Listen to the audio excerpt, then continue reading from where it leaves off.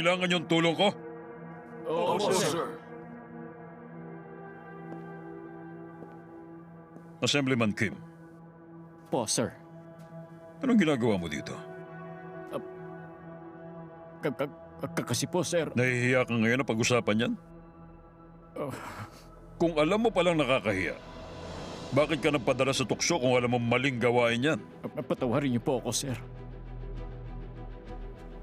At kayo naman dalawa, Sir, kumontra kayo sa pinasa kong bill noon. pasensya na. Hindi na po mauulit. Kahit kailan, sir. Patawarin niyo kami. Sa usapang politika, delikado at napakasensitibo ng ganitong bagay. Para tumakbo ang isang bansa, dapat maayos mag-isip ang mga namumuno. Kayo mga kinatawan, hindi nyo ba naiintindihan yon? Pasensya na po. Patawarin niyo kami, sir. Hindi mahalaga kung nasaan kayo, dahil kayo ang namumuno sa bansa.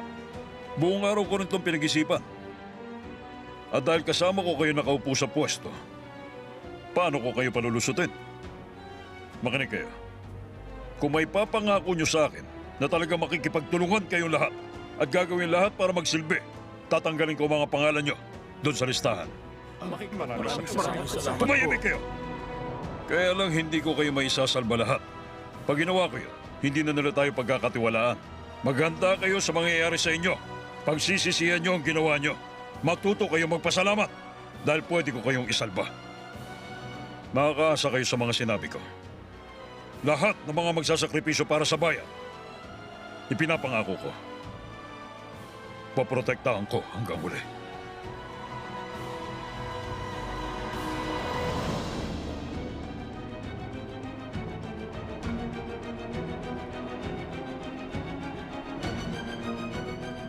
Papuntahin mo si Kim Suk-hun. Opo, tatawagan ko siya.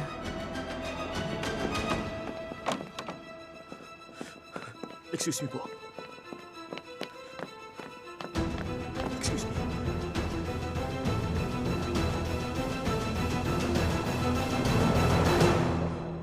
May mangyayaring masama.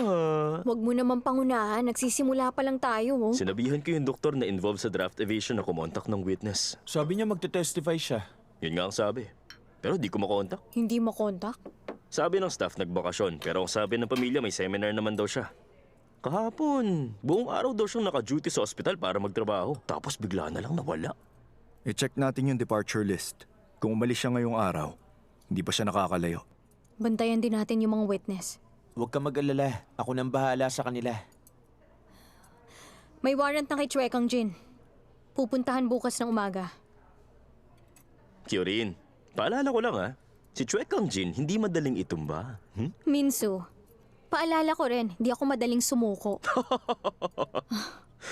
Excited na nga ako eh. Ano kayang gagawin ni Chue Kang Jin para makalusot ngayon?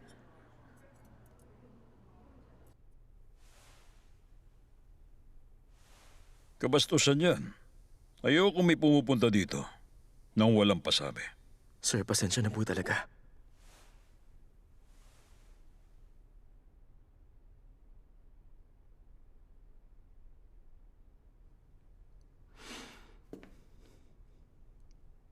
Tiniya ko ng buhay ko.